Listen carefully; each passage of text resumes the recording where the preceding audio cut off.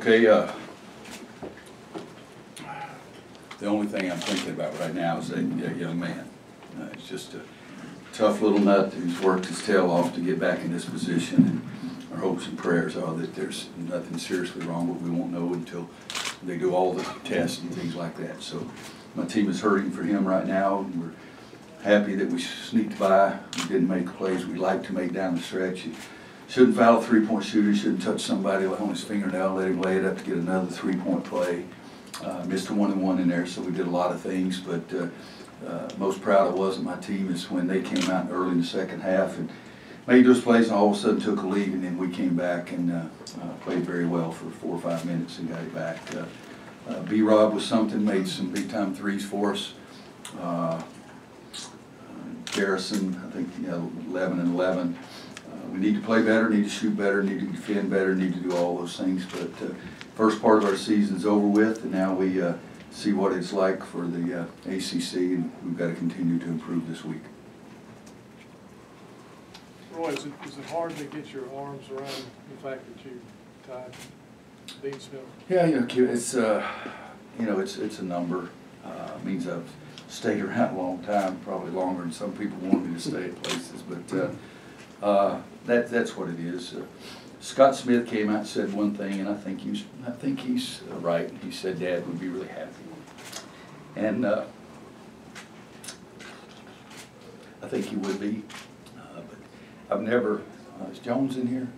Right. I never even knew this was even close. Was it Winston-Salem this summer? Jones said something about it at the Rams Club meeting in Winston-Salem. I swear to God, I'll never hit another golf ball if it's a lie.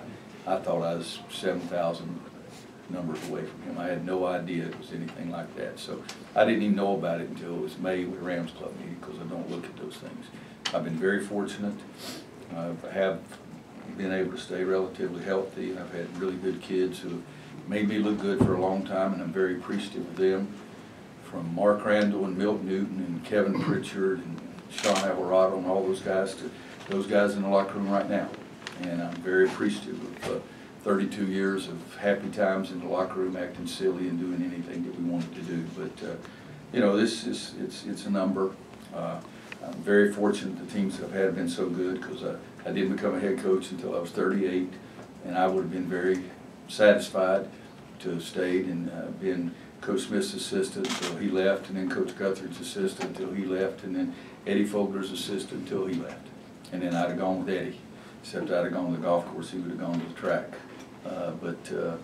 So let's it's a number, and I'm pleased for my players. Yeah, I'm a little pleased for my family. I guess it means something, but I haven't talked to them about it. I haven't said a word to anybody in my family. Didn't say anything to anybody in the team. I didn't want to stay out there. Kirsch sort of insisted.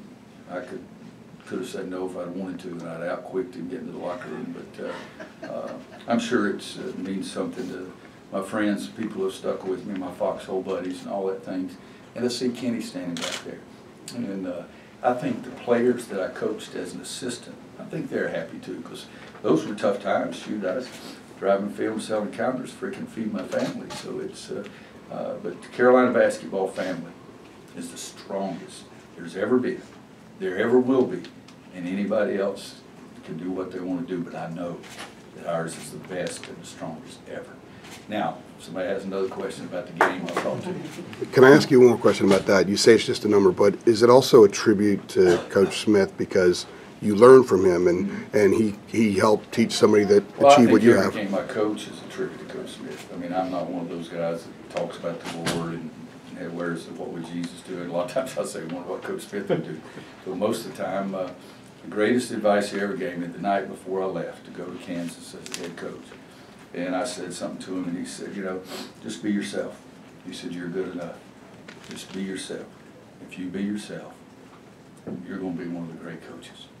And so I've trusted that. That's what it's been. But I do coach every game for the players, not for Coach Smith and not for me.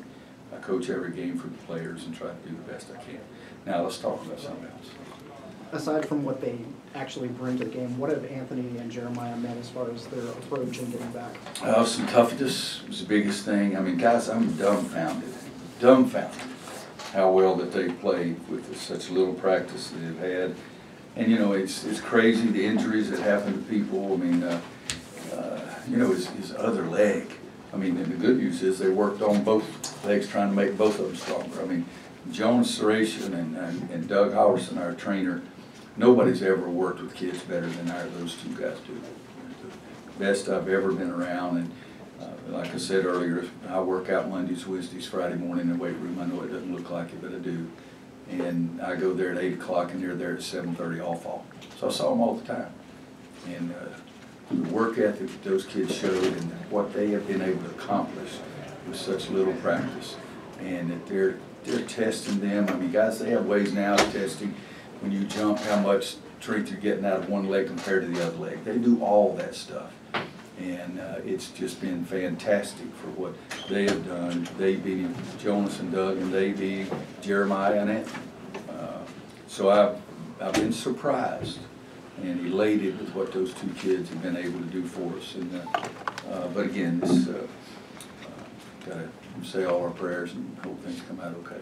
Coach, two more questions. That's it. Okay. Speaking of Jeremiah, what does it kind of say about his fearlessness? He had that big end one at the end and that charge earlier in the second half. Well, the end one at Danny should have stopped beforehand. Okay, I mean, be honest, come on now, because I tell you, in our league, at our level of play, that every time you drive in there, it's going to be somebody to take a charge. So you've got to be able to stop and go straight up. We're fortunate that the kid was in the circle. Evidently his heels were touching the circle. But I love Jeremiah for the toughness that he's already shown. The toughness on the basketball court is nothing compared to what the toughness he's already shown, how hard he's worked. Coach, how do you feel about the progression of Brandon Robinson in this game, especially how he's had to step up with the injuries? Yeah, you know, B-Rob missed some time for practice and hadn't shot at Super himself. You know, we got more guys shooting under 30 on our team than I've ever even known, much less had on one team. But he stepped up tonight and made some big baskets for us. And when he missed, I was really screaming at Garrison because Garrison didn't go to the board and there was nobody in front of him. The ball came off the front of the rim. Garrison could have gone straight in there. But B-Rob's toughness making those shots hopefully give everybody else some encouragement and some confidence too. Coach, thanks. Thanks, guys. B-Rob, it's career high 20 and career high 5 threes. Both are career high.